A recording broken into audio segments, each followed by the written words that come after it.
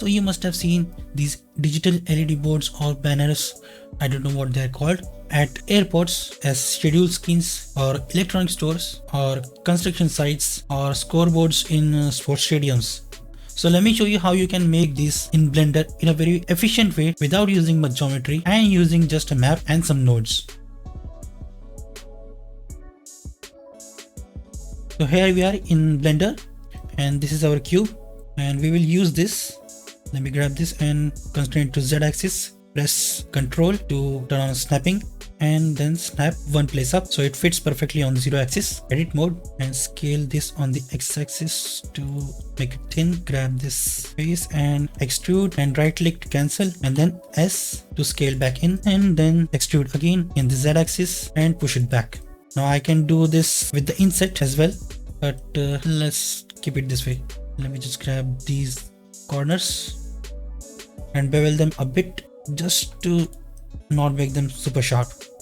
So let's go back again and separate this face by pressing P and selection. So now our box is separate and our screen is separate as well. Let me just rename them. So this will be my screen and I will call this box just to keep it simple. Open up a new window here. This will be our UV editor. We don't need to unwrap this box. Let me put shade smooth on this. Go to our object data properties and then normals and auto smooth. Now the corners will be smooth and everything else will be sharp. Go to our edit mode, select the face, press U to unwrap and we will scale just a little bit to keep it inside the quadrant. And let me turn this on, UV sync selection, so that I can know which part is up. And as you can see, this is showing on the right side, but on the UVs it's on the upper side. So I will grab this and press R and then control and rotate 90 degree. Now if we will make our map, it will be perfectly aligned. So grab the face, go to UV and export UV.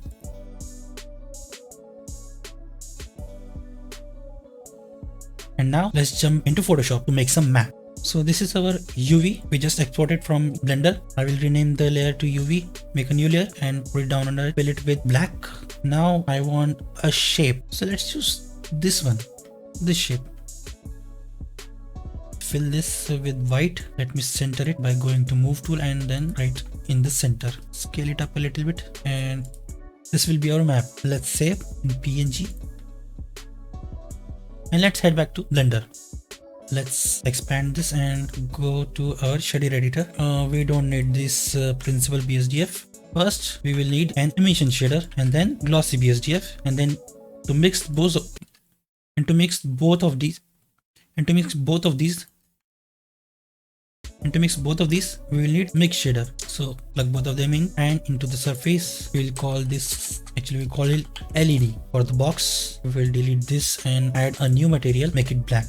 A little bit of roughness. Turn on the viewport shading. Let me go to my render properties and turn ambient occlusion and bloom and screen space reflections. We also need our image texture. Let's open up our map we just created. So this is our map and need another important node, color ramp, and another node which will be texture, Voronoi texture. So these are the nodes you need to make those LEDs. Okay, so let me just preview this Voronoi texture by pressing Ctrl and Shift and then left clicking on the Voronoi texture. If you don't have Node Wrangler add-on, just go to Edit Preferences and then search under Add-ons Node and just tick. Close. You will have the Node Wrangler add-on already enabled. Now this is our Voronoi texture. Make the randomness all the way down to 0 and scale maybe 30. And now you can already see where we are going. So plug this distance into factor of the color ramp node and then into the emission. So this is how it looks.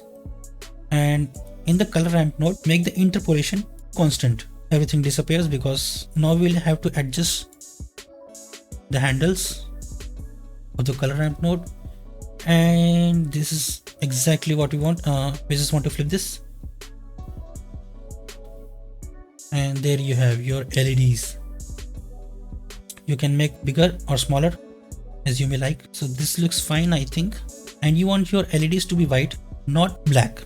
So with this done, we will plug this into the glossy as well And actually we don't want this black and white color to be fed into the emission shader, so press Shift T to duplicate the color ramp node. Plug this distance into the factor of the duplicated color ramp and change the color of this into something that this will look nice, I think, and plug this into the emission shader and pump the strength of the emission to 5. Now they will start glowing because you have bloom as well.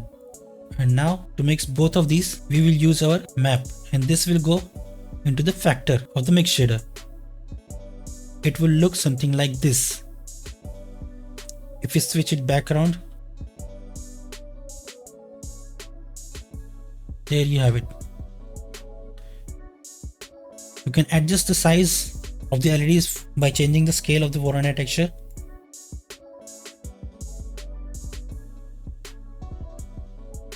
And you can change the color as well.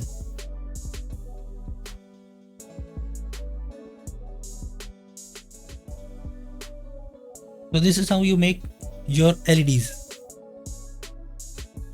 You can even make them scroll like this. This is very simple as well.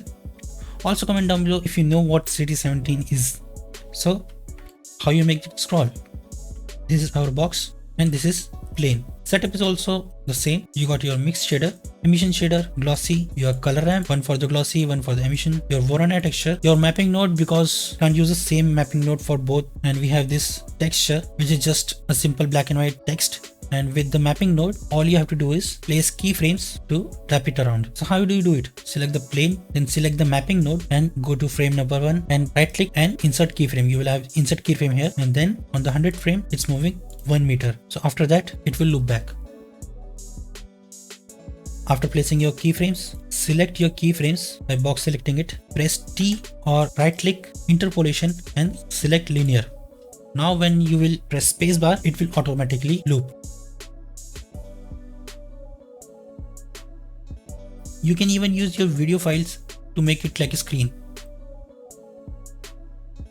Once again, same nodes, your emission, glossy shader, mix shader, Voronoi texture with color ramp, your mapping node, color ramp node, and in this image texture, a video file. I have used the mapping node just to center it out. Turn on cyclic so that the video loops again and again, and auto refresh so that it refreshes automatically on every frame. Without auto refresh, it won't update on the viewport. The frames, the number of frames you want to use, and that is it. Plug it through the color ramp into the emission node, and this time the black handle will be on the left and the color handle will be on the right side. You can change the color as well. Also, if you plug this directly into the emission shader, you can have the original colors, and I'm using this color ramp just to give it a sci-fi look, a cyberpunk look. Nothing much. Pump up the strength to make it glow a little more, and this is how it will look with your video file.